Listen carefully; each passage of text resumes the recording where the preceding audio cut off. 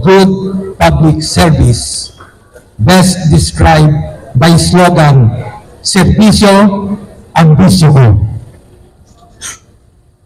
I came to know him when I assumed command of Coast Guard District, Southeastern Mindanao, based in Davao City.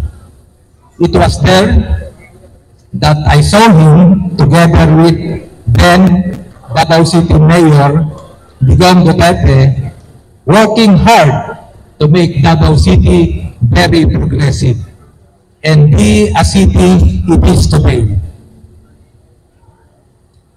This made every Davaoenos ever grateful to both of them. The Philippine Coast Guard also has so much to thank our guest of honor and speaker.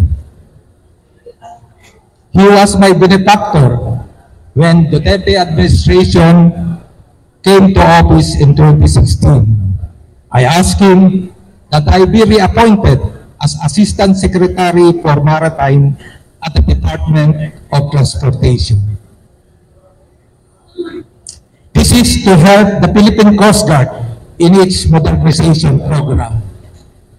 Modestly aside, with my extended service to the department, my efforts led to the realization of major projects of the Philippine Coast Guard needed for its modernization. To mention, we have acquired 183-meter offshore patrol vessel and 4 24-meter fast patrol boats from France. We have also acquired 2 97-meter offshore patrol vessel from Japan.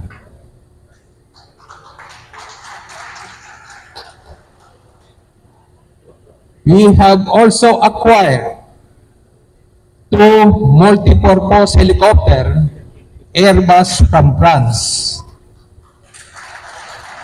and 1 Cessna Caravan fixed-wing aircraft from USA.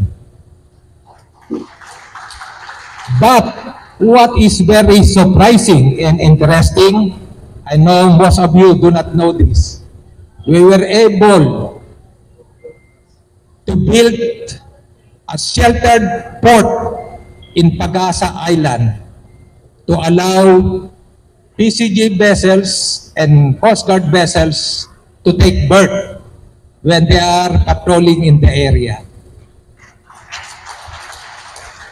All of this initiated and implemented during the Duterte administration.